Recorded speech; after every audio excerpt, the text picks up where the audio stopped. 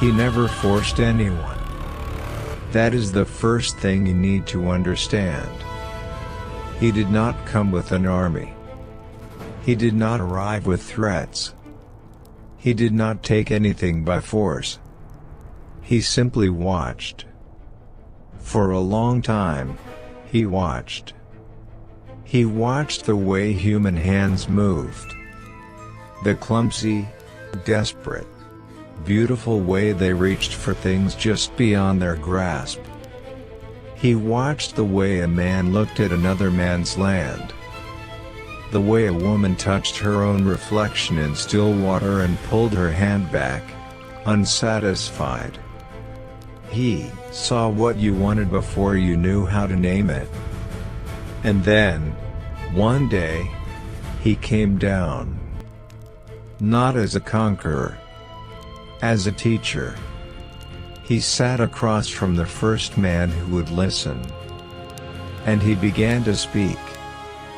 What followed, according to some of the oldest surviving religious texts in human history, did not look like destruction.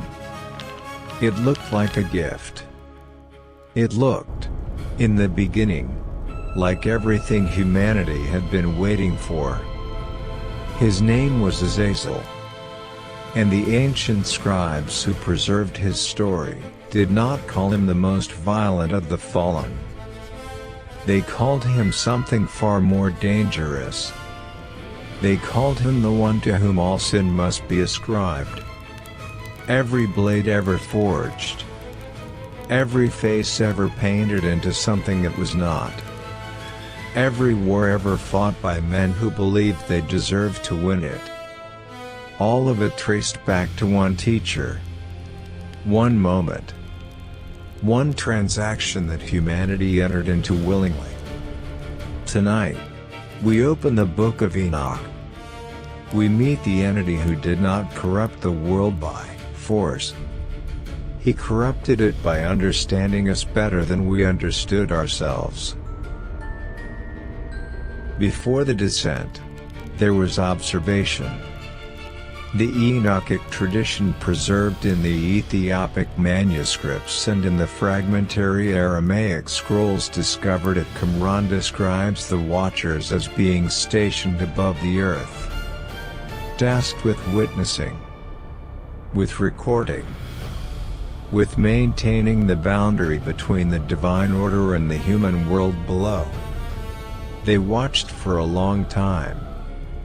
And watching, the ancient texts imply, was where the problem began. Because to watch humanity closely, really closely, across generations, across the slow grinding accumulation of human desire and human frustration, is to learn something that no purely divine being was perhaps meant to know. You learn exactly what we want. Samyaza, the leader of the Watchers, wanted the women. That desire, the tradition tells us, was physical, immediate, recognizable as transgression the moment it formed. Azazel's desire was different, subtler, more patient. He did not want humanity. He wanted to reshape it. 1 Enoch, chapter 8, verse 1. George Nicholsberg's translation from the Ethiopic Ge'ez, the oldest complete surviving text, records it with clinical precision. Azazel taught men to make swords, and knives, and shields, and breastplates. Read that word. Taught. Not forced. Not imposed. Not activated against human will. Taught. There was a student. There was a lesson. And somewhere between teacher and student, there was a moment when the human being sitting across from Azazel made a choice. The ancient scribes were careful about this. These manuscripts reach us through extraordinarily complex chains of transmission, Ethiopic copies, Aramaic fragments, centuries of scribal hands. The scholars who work with them are meticulous about what the text actually claims. What it claims is not conquest. What it claims is seduction. And seduction requires a willing party. Now imagine the moment. Not the abstract moment. The actual moment. A man's sun-darkened skin, hands calloused from a life of stone tools and raw struggle, sitting in the dust across from something that does not look entirely human. Something taller. Stiller. With eyes the color of cooling embers that have not gone out. Azazel does not speak immediately. He places something on the ground between them. A blade. Not the crude, chipped flint the man has carried his whole life. Something different. Smooth along the spine. Sharp along the edge with a precision that does not exist anywhere in nature.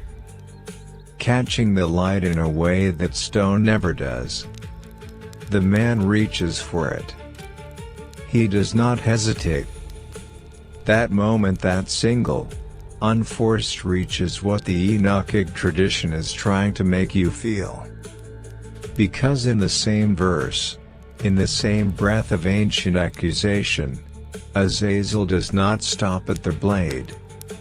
Immediately after the swords and the knives and the shields and the breastplates, the text turns. 1 Enoch 8:1 into 8:2, in close and deliberate proximity, introduces a second category of teaching entirely. Antimony. Pigments. The art of beautifying the eyelids. Ornaments that alter the face.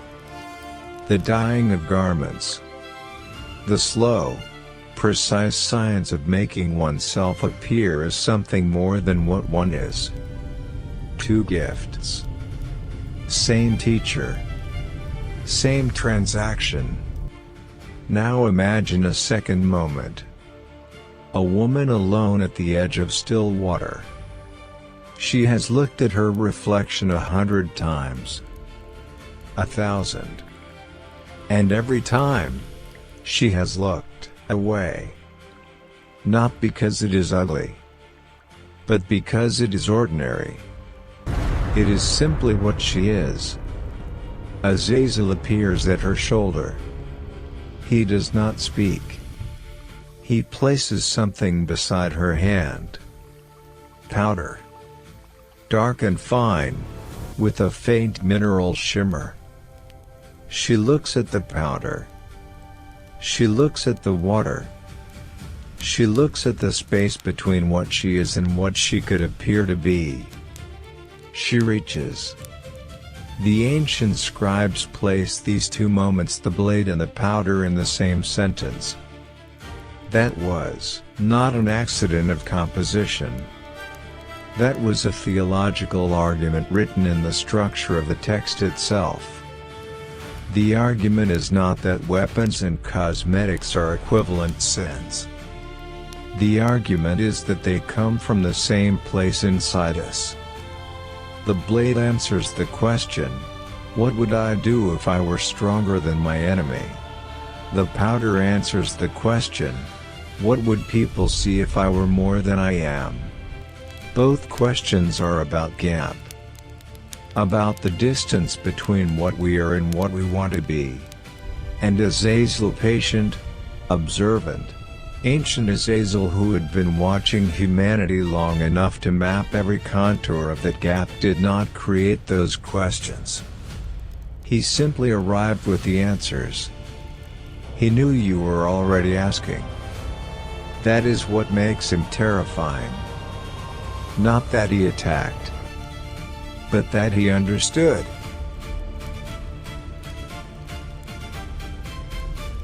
Here is where everything gets stranger. Here is where the ground shifts beneath you. Because if Azazel existed only in the Apocrypha, only in the texts that were eventually excluded from the canonical Hebrew Bible, then perhaps the theological stakes could be managed. He would be a fascinating relic of early Jewish mystical tradition. Significant, but contained. He is not contained. His name appears in the canonical text itself. Leviticus, chapter 16. Yom Kippur, the Day of Atonement. One of the most sacred observances in all of Jewish religious practice. And embedded within the ancient ritual and the instructions given directly to the high priest, there is a detail that scholars have argued about for 2,000 years. 2 goats. Lots are cast. 1 goat is designated for the Lord. It is sacrificed. Its blood purifies the sanctuary. The second goat receives something different. The high priest lays both hands upon its head. He speaks over it out loud, in the hearing of the congregation, every sin, every iniquity, every transgression committed by the entire people across an entire year. He loads the animal with everything. And then he sends it out into the wilderness. The Hebrew text says he sends it la-Azazel. To Azazel. Those 2 words have occupied scholars for centuries, and the debate has never fully resolved. There are 3 serious positions, and each one leads somewhere different. The first, Azazel is not a name at all. It is geography. Ancient roots meaning a precipitous cliff, jagged, desolate, uninhabitable. The good is sent to a place of absolute wilderness. The ritual is removal. Sin expelled to the farthest, most barren edge of the known world. The second, a linguistic compound, the goat of departure. The scapegoat. The animal that carries away. Not a location. Not an entity. Simply what the goat becomes in the act of being sent. This reading gave the English language the word scapegoat, a concept so embedded in modern speech that almost no one who uses it remembers its origin in this single verse of Leviticus. The third position is the one that does not close quietly. A third school of scholarship working across both the canonical and the Enochic texts argues that Azazel in Leviticus 16 is exactly who his name in the book of Enoch says he is. A supernatural entity. Bound in the wilderness. Waiting in the desolate places beyond the boundary of human civilization. Under this reading, the Day of Atonement ritual is not metaphor. It is a transaction. The sins of humanity loaded onto a living creature are sent back, returned to the source the ancient tradition believed they came from in the first place. The blade goes back to the one who forged it. The powder goes back to the one who offered it. Humanity, once a year, in its most solemn ceremony, stands before the wilderness and says, "We know where this started." No consensus has ever been reached. The scholars who work with these texts are honest about that. What we can say is this: the word is there. In the canon. In the most sacred ceremony of the ancient Hebrew world. And whether it names a place, a linguistic function, or a bound rebel waiting in the dark, the ritual that contains it is one of the most psychologically precise ceremonies ever recorded. The scapegoat walks into the wilderness. Something is waiting for it. The high priest turns back toward the city. and he does not look behind him. 1 Enoch, chapter 10. The divine verdict. The sentence is not handed to la-Azazel first. It is not handed to the Nephilim. It is not handed to the human beings who took the blade and used it, who took the powder and were changed by it. The sentence is handed to the teacher, to whom ascribe all sin. The ancient scribes knew exactly how radical the verdict was, and they wrote it anyway. Because here is what the Enochic tradition understood about Azazel that it did not fully understand about la-Azazel. La-Azazel led the descent. La-Azazel organized the watchers, bound them with an oath, brought them down to the daughters of men. The consequences were catastrophic. The Nephilim filled the earth, consumed everything, turned the world into a place of violence that the tradition describes as irreversible through ordinary means. But la-Azazel's transgression had a ceiling. He was present for his own crime. His damage required his presence to sustain it. When the ancient texts describe his punishment bound beneath the earth, in prison until the final judgment, there is a logic to it. Remove the source. Contain the spread. Azazel's transgression had no ceiling. He did not need to be present for his damage to continue. The first man who learned to forge a blade, he taught his son. His son taught the village. The village taught the next generation. And 10 generations later, a man sharpening a weapon by firelight had never heard the name Azazel, had no memory of a teacher with amber gold eyes, had no idea the knowledge in his hands came from somewhere outside the human world entirely. It had become infrastructure. It had become civilization. That is what the ancient scribes meant when they said to him, ascribe all sin. They were not being dramatic. They were being precise. la-Azazel ignited a fire. Azazel handed humanity the capacity to burn indefinitely, without him, long after he was gone. And here's the detail the text includes that most people miss. Azazel was not surprised by this. He had been watching long enough. He understood human nature with a clarity that no human being possessed. He knew, when he sat across from that first student and placed the blade between them, exactly what would happen next. He knew the man would reach. He knew the man would learn. He knew the man would teach others. He knew the knowledge would spread faster than any force in the natural world could spread, because it would be carried not by violence but by desire. Every man who wanted to be stronger than his enemy. Every woman who wanted to be seen as more than she was. Every generation that inherited the gap between what they were and what they wanted to be. He gave the knowledge to that gap.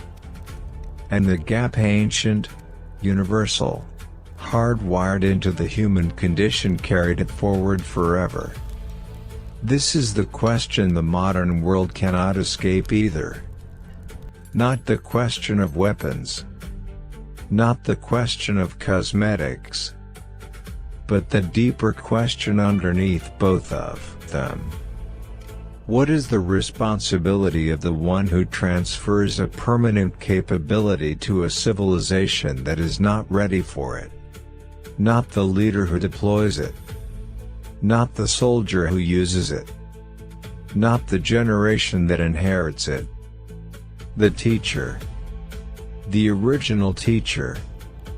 The one who looked at what humanity was and decided, without authorization, to accelerate what it would become. The ancient tradition had a verdict. To whom ascribe all sin? Whether you agree with that verdict or not, the question it is asking is not ancient. It is the question of right now. 1 Enoch, chapter 10. The punishment. Azazel is to be bound hand and foot, cast into the darkness of the desert of Dudael, covered with jagged, heavy, unshaped rocks. The darkness will be absolute and without end until the final judgment arrives. Picture that.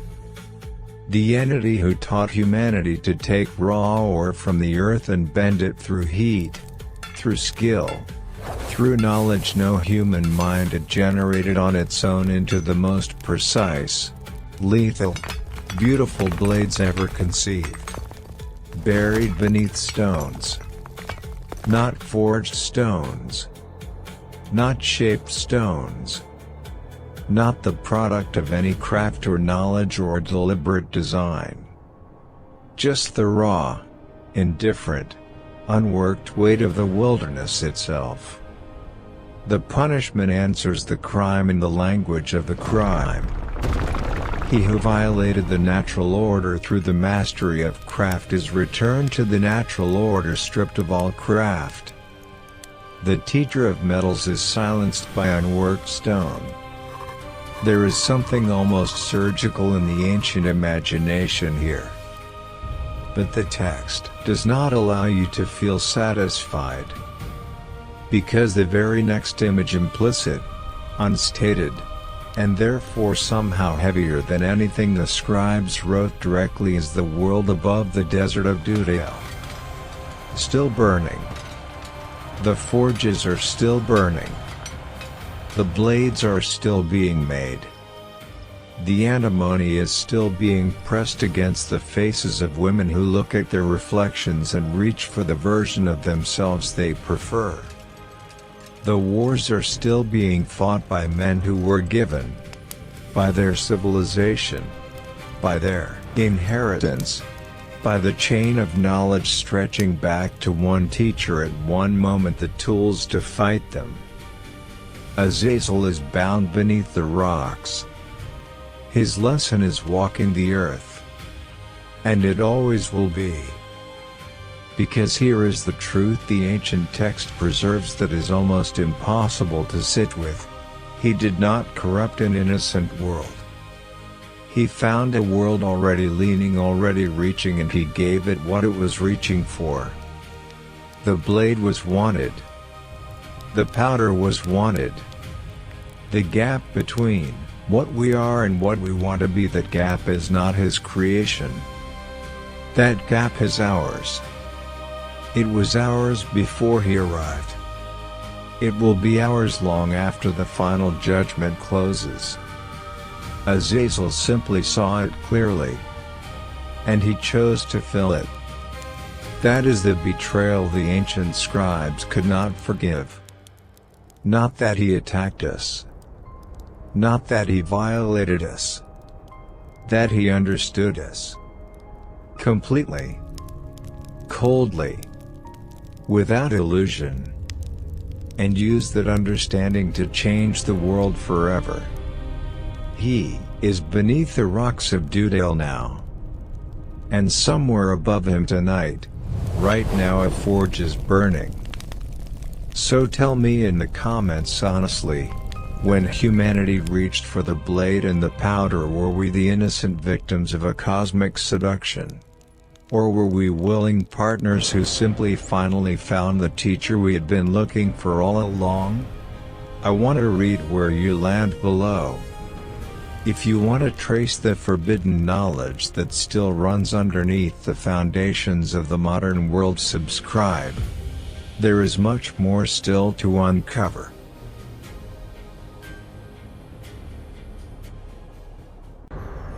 Enter the realm of divine secrets. Welcome to Bible Confidential.